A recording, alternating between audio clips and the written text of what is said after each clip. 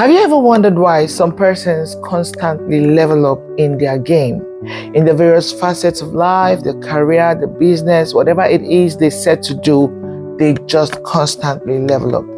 My name is Tracy Giami, and I will be taking you on an interesting conversation into the world of growth benefits. So don't go away, stay tuned, and I'll be right back.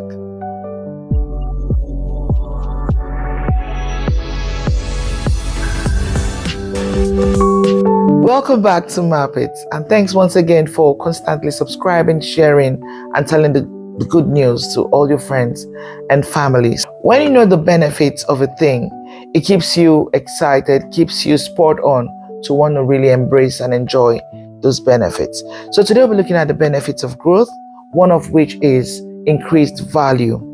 There's a scripture in Proverbs 22:29 which says, "See thou a man diligent in his work, he will stand before kings and not mean men." That's a good example of increased value. When you begin to show value in what you do, you're consistently good, you keep getting better, you consistently deliver, people begin to make referrals, people begin to reference you, everybody wants you to be that consultant to handle the job. So that's a very perfect example of increased value. If David in the Bible remained a shepherd boy, that would have just been the end for him. But of course, he started somewhere, he grew through the ranks, made his mistakes, had his breakthroughs, and in the end, he, eventually became the king. That didn't come overnight. It was as a result of constant practice, staying in the place of learning, building, exploring, maybe exploiting, but of course, eventually he mastered his acts. So congratulations as you improve your value this week and going forward. Another benefit of growth is expanded capacity. The word capacity excites me because even if you're good at a thing, sometimes you notice that you are a bit limited in the numbers. If you're asked to replicate or reproduce your product in 1,000-fold, then how easy is it for you to do that? If you struggle, maybe mentally or actually in the process, then you know that there's a capacity issue. And of course, there's room for development. There are causes to build capacity. So extended capacity is one very sure evidence of growth. I'll give you an example. I love cooking. I cook very delicious meals, and for my family, everybody knows me and my jollof rice. For example. But then, hey, the jollof rice was so nice, was so good. And then my friends or those family who came around are like, "Come on, Tracy, you need to do this for me at an event." I'm like, "Wow, what kind of event?" And they tell me about the capacity, the nature of the event. And I have to cook for 100 people or 200 or 500.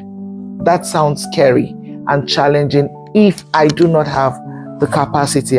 Caterers can relate to this. So it's important that you build capacity. What I can do in a small, tiny unit, I should work towards being able to reproduce or replicate in bigger capacities, in bigger portions. So if you're not there yet, then it's food for thought for you. I need to intentionally find a way to work on yourself to grow that capacity. That's one of the benefits of growth.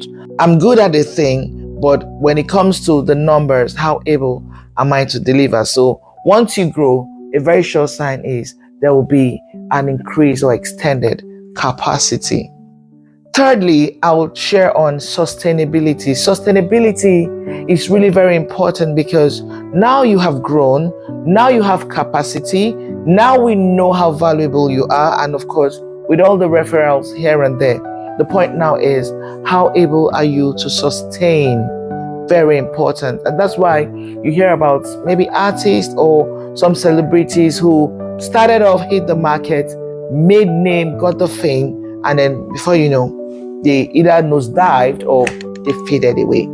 So it's important to have sustainability at the back of your mind. Sustainability allows you to constantly reproduce success and be excellent all the time at what you do. That's so amazing. That sounds like the zenith of growth. Whatever you're doing, however you're doing it, if you haven't gotten to that apex, that zenith where you are able to sustain that excellence, then really there's a lot of work for us to do. And it's fine. Just note that there is the gap and there's some work to do. And of course, embrace it, and the sky won't even be your limit. I'll close with an example.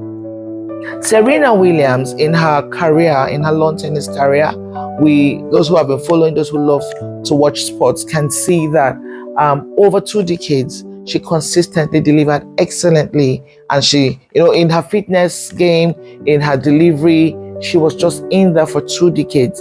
That's such a long time, but that's the best way to see sustainability. I drive through a major road, I see this shop, and after 3 months, 6 months, 3 years, you discover that they are no more in the market. Okay, so that's not any evidence of growth. So please go back this week, take some time to reflect, and for every gap you notice, don't flog yourself. Please just take it easy and realize that it's an opportunity to improve, it's an opportunity to do, to learn, and to become.